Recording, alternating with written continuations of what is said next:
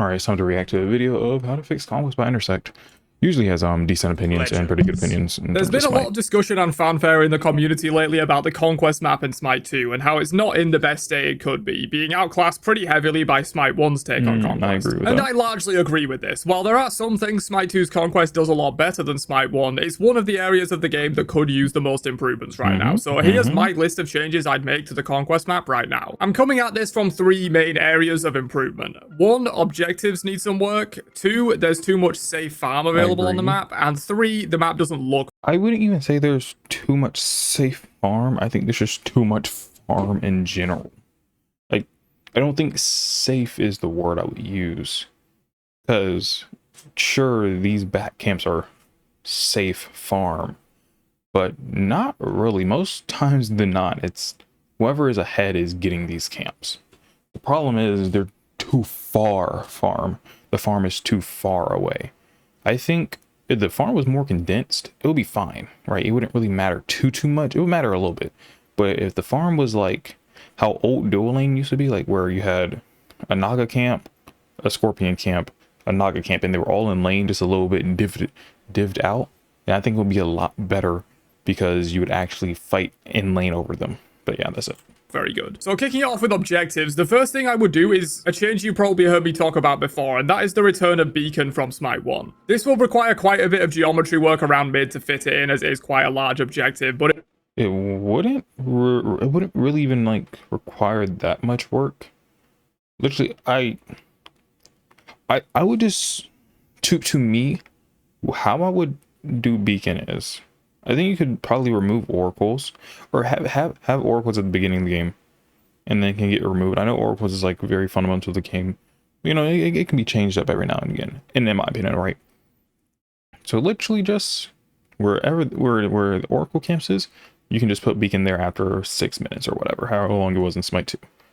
Actually, maybe not too early, because by then people aren't really going to be grouped up. It's only going to be mid jungle support, maybe sometimes dual lane will rotate over, but I think that's how I would do it. Or you could have Beacon on fire, giant pit. I think either one is fine. Even gold fury, like an early, maybe not gold fury, but you could have like Beacon just be an early game objective to make you want to group fight and team fight, instead of it being like a gold fury fight, which I think gold fury is a lot more unhealthier because it gives so much gold and you can rush it down so fast. But yeah, it would go basically where the gold pile and oracles are right now, with the oracles moved into the gold fury pit or somewhere else. For those unaware, the Beacon is a capture point objective. You stand on it and slowly capture it over time, as long as you have more allies standing in the area than there are enemies. This would actually force some fights around mid instead of everyone just going for all their safe farm, especially because I would really make Beacon worth it, because like in SMITE 2, Beacon was never worth going. It just genuinely wasn't. Like, I don't know if there was a single, maybe like when it was first introduced, but when they changed it to being a tower killer objective, I just don't think it was really worth it. And I don't know, I just don't think it was really that good of an objective in terms of forcing people out. At first it was, because people were like, oh, this is kind of cool to fight over, but then you realize, oh, it's really not that big of a deal. Everyone's getting what, 60 gold, I guess? Gives. In SMITE 1, the Beacon would damage the frontmost enemy towers on capture, but since the Pyromancer now does that in SMITE 2, it needs a new effect. I want to tie the Beacon into the infamy system, so one part of the reward it gives will be instantly advancing your infamy on all camps to the next level up. On top of that though, I would also bring back the Tiki masks, which would unlock at infamy level 4 on your buffs. When this No, bro, I think the Tiki mask is such a bad system. I don't know why people like this. They glaze the heck out of Tiki mask. Tiki masks just aren't that good, man. They're just not. RP camp on duo side reaches infamy level 4, it would also turn into the camp from SMITE 1 that lets you unlock the various Tiki masks, and if you capture Beacon while this camp is already at level 4, it will instantly unlock or upgrade the next mask in rotation. The infamy system has a lot of potential, and I think people dismiss it as boring because of the way it's currently implemented, not feeling very rewarding, but it's a very customizable system, and unlocking the Tiki masks at max infamy level is a good incentive to actually care about your infamy. Okay, there we go. Okay, so he literally just to the point of it. People say it's boring. No, I say it's boring because it's just, I get more stats, and sure, that can be cool, but because of how SMITE 2 works, I get more stats can be like a very like a decent sized problem. Like, what were the Tiki masks? The Tiki masks were cooldown, and as you know, if you saw my last video, look it out, check it out. Tiki mask or cooldown is really broken if you get a lot of it. Like, that's why they had to nerf cooldown and how much every item was giving in cooldown. Because if you all cooldown items, your cooldowns are like 2 seconds. Like, or not 2 seconds, but to be extreme, but like 4 seconds. Like, literally, you can get your cooldowns to 40 seconds on some characters if they have further CDR in their kit. Like for Chalk example, who he's slaying, if you go a whole bunch of cooldown, his cooldowns are literally 4 seconds. I kid you not. Base, without any other kind of flat reductions, just 4 seconds. So it's hard to say that extra stats is good for Smite 2 because there's no cap on stats. Like, because the yellow buff was flat pen. They're not gonna bring back the flat pen. I really doubt they will, because they obviously don't like it for some reason. Even though I think it's a lot healthier for the game than not having it. But that's besides nor here or there. Then two, yeah, I have other thoughts on pen, but I'm not gonna get into it now. But or they could literally just, instead of having a Tiki system, have something that like augments the buff itself. Like for red buff, instead of it just being tick damage, or instead of it just being a tick damage, it could be a tick damage or increased power, like it used to be. Blue buff, it could be cooldown or it could be prots. A speed buff, it could be movement speed or it could be flat pen. I think this would make it a lot more interesting of a choice, that you're not just going to get more stats. I think it should be trade-off of stats. I think that's what Smite 2 is more built around, because I would just prefer it that way. Like purple buff, it could be, instead of on every base attack, it's on every ability, you gain more power. There's more that could be done with the infamy system, such as interesting. making buffs look slightly different at each infamy level for a visual indicator of yours and the enemy's progress. Dropping the buff twice at max infamy level maybe, or actually useful additional effects on the buff as you level up the camp. Right now, you're like, why are the buffs going from 1 to 3 or 1 to 4? I mean, I could not tell you. It's not obvious that they're like getting more powerful effects. I think they need to convey that as more powerful effects. But also, I just don't like the infamy system in general, because it's just not noticeable. Like, it's I will say that's one way the Tiki mask were better, because it was simple, it was laid out, it was like, hey, these are the stats you're getting. But infamy, like, I know generally what they are. Like, I know speed buff is like you get a flat pin buff. That's all I know. I think you just get a flat pin buff. That's about it. Red buff, you get, I generally don't know. I think it just buffs the damage. Cooldown buff, I believe you get 1 second off your cooldowns whenever someone attacks you. Or I guess it's not cooldown buff, it's mana regen buff, but you get the point. Just makes the base effect better. It could be cool to have an exciting new effect unlock at Infamy 2 and 4, maybe. Like, for example, speed buff at Infamy 2 could gain a passive execute effect on jungle camps that instantly kills them below 20% health, similar to minions. And at level 4, it could gain a passive Hand of the Gods style effect on a cooldown that deals a burst of AoE true damage when you hit a camp on a cooldown. Blue buff could gain a level 2 effect where when you or a nearby ally drops below 10% max mana, it sends out a pulse to all this just leads to snowballing become a way bigger problem when you make these buffs on camps so massive.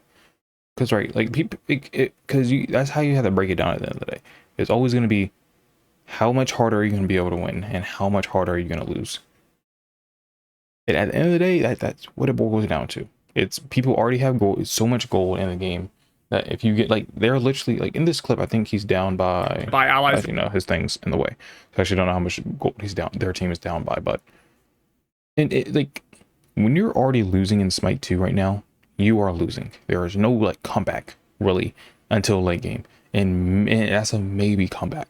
Like, I think early on they said the game was decided by first blood.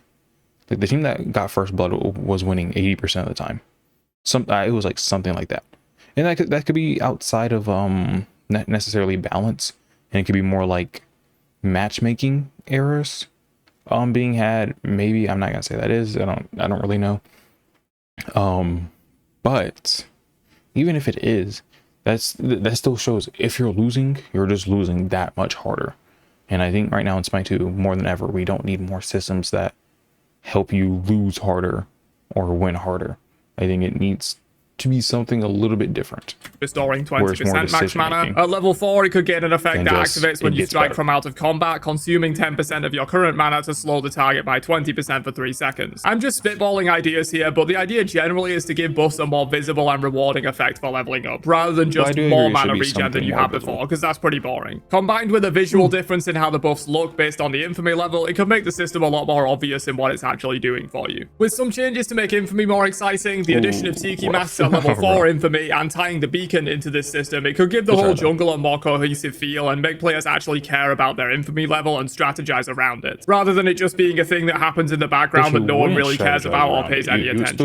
If this isn't enough to make beacon worth it though, especially in the late game, you could add another reward on top of this for capturing beacon, but tying it into the infamy system was the main idea I had. Next up is something that's actually been in data mining for a long time now, but we've heard nothing official on it, so if you don't want to be spoiled by data mining, skip to this time in the video. So yeah, for a good few months now, there's been elemental gold fury variants in data mining. For example, an earth fury, a fire fury, a nature fury, etc. I don't want to copy the league just straight up. I feel like that's bad. Oh, just name it elements. But like, name something different, like the Oni Fury, like Primal Fury. I think those are fine names. I don't know why they decided to get rid of that, but yeah, something like that. Much info on what each one of these would do, but presumably they would all have some kind of unique effect, sort of akin to what Ancient Fury does now, and will probably be on a randomized rotation like League of Legends Dragon. I think this would be a great addition to make objectives more interesting, and there would definitely be strategizing to be had around which Fury is spawning next, and if you want to contest it heavily or not. This is the only problem. It's not, though. Like, even in SMITE 1, it wasn't. It was literally like, hey, Gold Fury's up, let's go get Gold Fury. It's not, people don't strategize. Hey, okay, this Gold Fury isn't as good, let's just go do POW. This Gold Fury isn't as good, let's go just do Fire Giant. That's never a decision that people are making. And that's the crazy thing to me. Like, when new systems are added, don't just add them because it sounds cool. Add them because they are cool and they're going to actually make some kind of difference. Like, I remember when they first brought in Oni Fury, they were hyping it up like it was, hey, you can get Oni Fury when the other team is getting Fire Giant, and that's the decision you can make. You can say, hey, we're not going to be there on time at all, so let's just go to Oni Fury. Let's try to at least come out somewhat even. But the thing is, Oni Fury doesn't help you on defense; it only helps you on offense. And you're never going to fight a team with Fire Giant on their towers, because that's just dumb. They have the buff of their tower. Whether that tower is like shooting actually, I think it disabled towers at first. So even if the tower is disabled, you're just taking an even fight, but uneven because they have Fire Giant. So you would never even go for Gold Fury. The only reason why you go to Gold Fury is to deny them Fire Giant so they don't push your and even more, right? Just when people say stuff like this, it sounds stupid to me. There's more strategizing. No, there's not. You're going to keep playing the game simply, and I do buffs when they're up. I farm minions when they're up. I fight when there's reasons to fight, and that's all people are going to do. People are not going to fight if you don't give them a reason to fight. People are not going to do something but farm buffs if you don't give them a reason to. People aren't going to just take Gold Fury more strategically because it doesn't matter. They were going to take the Gold Fury there no matter what.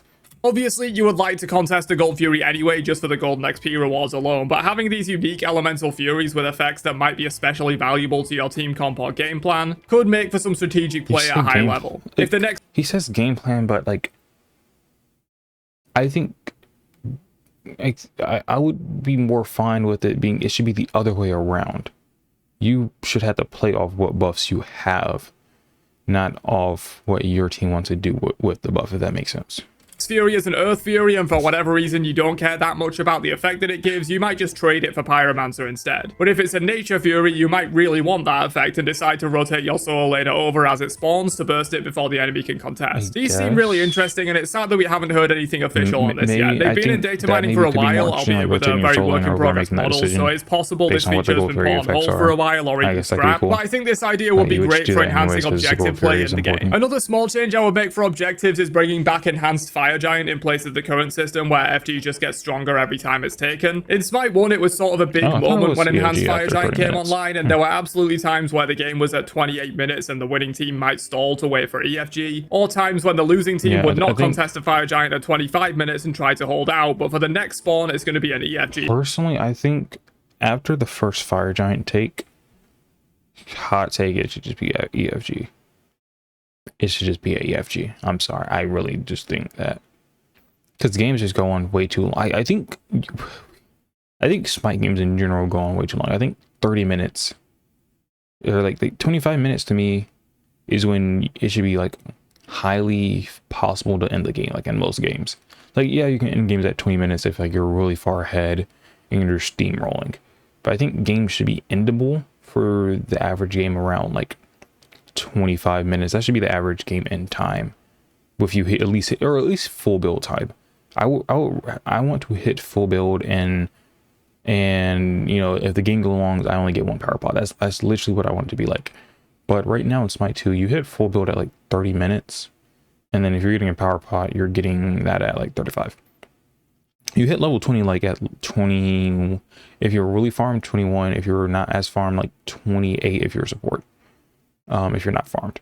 So somewhere in that range you're hitting 20, and then 5 minutes later or 3 minutes later, whatever, how depending on how much you're farming still, because that's team fight phase, so you might be, and your team might just be brawling, so you just have to kind of go help your team out because all they want to do is fight, or they can do is fight. I don't know. I think just items take too long, and that's why games go longer.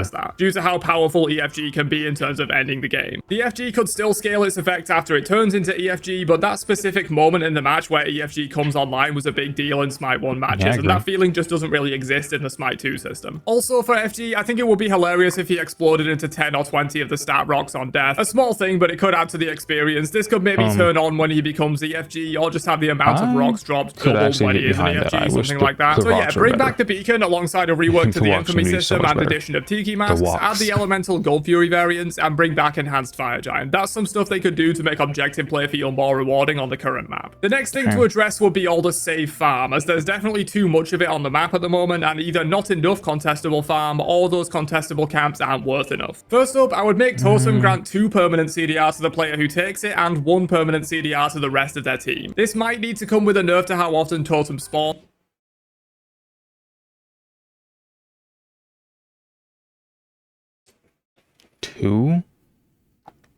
Okay. I know he said the nerf to the spawn, but I would just, for fun's sake, I'm just gonna say he didn't say that. Now let's imagine I paused just half a second sooner, bro. You get like 6 of these in a game if you're winning minimum, or like somewhere around 6 on average. You're probably gonna get these because they spawn every 90 seconds. So 1 minute and 30 they're spawning. So 3 minutes, 4:30, 6. So like at 9 minutes you have the possibility. So if you were farming it straight up the whole entire game, at 9 minutes you have like 6 stacks. I guess it doesn't spawn exactly at 0, but you get the point. So maybe like it would be around 11 that you have like 6 stacks if you're taking it on cooldown perfectly.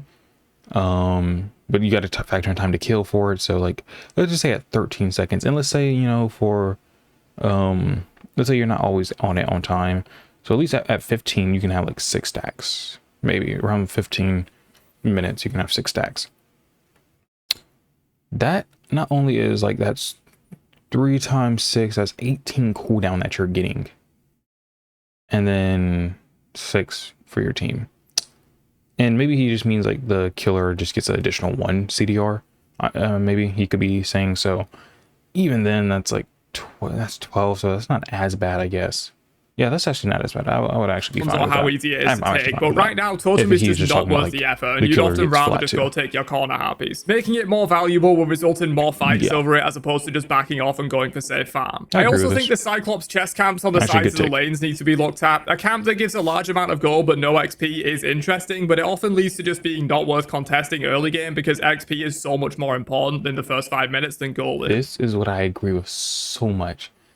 it's just, I think it needs to be flipped, maybe. Like, because maybe not flipped, because then I kind of like the harpies.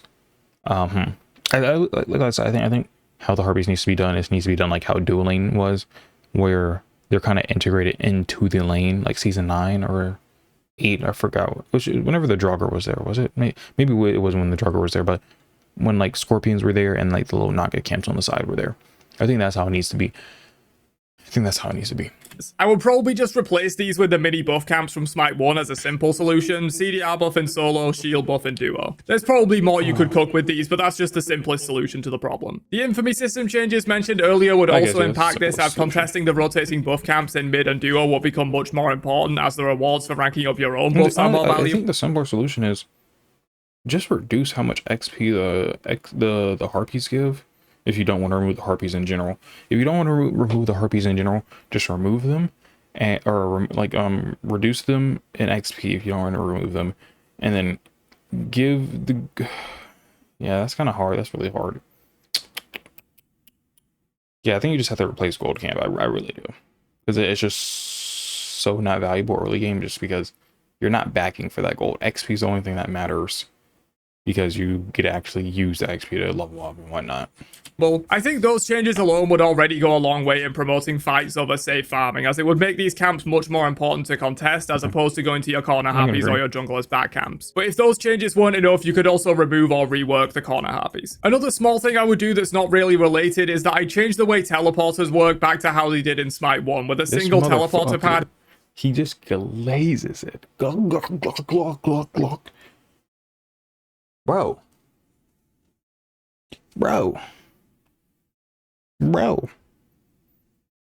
The Smite 2 teleporters are just a way for the side lanes to be connected. Until people understand that, I don't know what to say. I really don't. It just connects, it interconnects the map. It just does, and it makes sense. I think the only thing that needs to change about it is because you don't have to really commit too much to teleporting over. Like, when you're teleporting, like let's say your Soul Laner's teleporting over, right? Normally they have the track through here. They have a chance of getting encountered by the jungler somewhere along this path. And they still have to walk, they walk. Their minions, by the time they're here, if they commit this much of the rotation, their minions are now fighting. And they won't get the Meridian Wave. And they rotate. Here it takes like 5 seconds to rotate. So I think really it just needs to take as long as this takes to TP. If not longer, because you're not actually having to travel the distance. So let's say you're like, oh, let me rotate, but then everyone dies over here like really fast out of nowhere. Instead of you being stuck here and you're like, well, I just kind of wasted my time, let me go back to my lane, you can actually just go back up here because there's farm right here.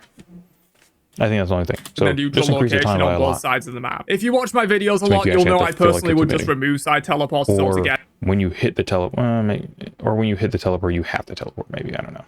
Otherwise, I think they devalue rotations and planning ahead. But the team seem to like them, so if they are here to stay, they should at least make them like they were in Smite 1, which was a better approach in my opinion. With a single teleporter pad located in a more obvious place with heavy sound effects that can be heard from lane. His chuckles have been rough. Single teleporter pad located in a more obvious place with heavy sound effects that can be heard from lane. It would at least make it more obvious that someone is TPing. That's pretty much it in terms of gameplay changes though. So, but like my question would be why you don't get that kind of like notification when someone walks into your jungle. Now the only thing I would say is if like the problem with them to me is it increases the amount of spots that you have to ward if you are getting ganked from there constantly. Like if the jungler is constantly coming through there, you have, it feels like you have to ward it. But even in general, look at the map right now. There's, I think that might be a ward. No, I think that's Artemis trap actually. But if that is a ward, they have one ward on the map. Actually, no, because it's a trap there too, I'm guessing. So they don't have any wards on the map, so that's not even like a real problem. That's why they were there in Smite 2, because people are actually warding. But yeah, people aren't To going to award. recap, I don't get add why Beacon it's alongside the Infamy system overhaul and Tiki masks, add the elemental gold furies, bring back enhanced fire giant, replace the gold chest camps with silver and gold buff from Smite 1, and make the totem more valuable. You could also remove corner harpies and potentially buff some tank solo laners if that doesn't fix the solo lane issues, but I feel like a lot of the changes listed here will have positive impacts on those things anyway, so doing that extra stuff will be a maybe if things don't change, you know, from these additions. The final thing to talk about with Conquest is of course the art and feel of the map, which is a bit more subjective, but I think most people would agree that the map is fairly bad visually at the moment. A lighting overhaul would probably be the biggest thing here, as right now I just don't like how the trees look. The trees look like paper mache. Lighting is very flat, and while a competitive game does need some semblance of even lighting to make sure there aren't areas that are poorly lit for combat visual clarity, I do feel like the lighting right now is just way too flat and looks unnatural. The team are aware of this though and have said on Titan Talk that changing the lighting is one of their first steps on making Conquest look better in the coming months. Another major thing would be adding some ambience and personality to the map. They can take lessons from the Joust map here, in my opinion. The Joust map has theming and ambience down to a T. The whole map is themed around a cohesive idea, Mordred's forces of evil versus Camelot's forces of good, and taking place on the castle battlements. It also has trinkets, decorations, and background elements down as well. The big towers near the Lost Knight with the vines creeping up them, the dragon on the chaos side of the map, and even small things like stacks of crates, torches, small areas of foliage. All these things have a big impact on making the map feel like a real place and not just a rock floating in the middle of nowhere. Conquest needs improvements in these areas of ambience, decoration, and theming, and if they could replicate a similar vibe to the Joust map, that would go a long way. Obviously not just directly Arthurian themed like the Joust map, but a similar quality with a different style. I also think the trees could use some work, which is another thing they've mentioned on Titan Talk as an area they're looking at for improvement. Smite 1's Conquest map had a jungle that actually felt a bit dangerous, like enclosed place when you walk through it. Smite 2's jungle is just way too open to the sky and probably a little too vibrant for my liking. Again, lighting could go a long way in this regard on its own, but a lighting overhaul combined with better trees and foliage would be big for the atmosphere of the map. And one final note on the art direction, the bases and fire giant pit need a serious overhaul, probably an entire rework. They are very much still in the style of the original alpha for Smite 2 and don't fit with the newer art direction they switched to a while back. Getting these areas back in theme with the rest of the map would be great, as right now they kind of just look a little bit copy-pasted. But that's pretty much everything I would do at the moment to quote fix Conquest in Smite 2, both from a gameplay perspective and from an art perspective. Of course, these are some pretty major changes and additions, and I don't expect the team to be able to talking about fire giant pit and gold for pit, the only change I would really make is put this in the center of the pit like it used to be in Smite 2. I think it just led to more open filling fights. And then for fire giant, yeah, sure, all of this anytime soon, but these are the things I would look how much it changes if you have fire giant pit facing this way. I'm actually like seriously curious, because we've never had it face this way, and I would want to see for like a season if they just remove this wall and put that wall here, remove this wall and put that wall here. Just curious, because I think it could lead to being more interesting from a gameplay direction. Just maybe, because we never had that kind of style of map. In terms of making the Conquest map better, as it is one of the worst areas of Smite 2 right now. The core gameplay is great, the variety in gods and playstyles is great, the item pool is pretty good, but the map is very lacking. Let me know your own thoughts and ideas down below, of course, and I'll catch you guys for another one later on. Have a great day, and peace out, you nerds. Alright, that was actually a good video. For the most part, I agreed with a lot of the things she said, but a few things like Infamy, I don't like Infamy. Tikis, I don't really care for Tikis either. Actually, totem buff, I actually think the totem buff was actually really good, even when I was trying to clown it. It's just pretty good. All right, thank you for the video, and goodbye.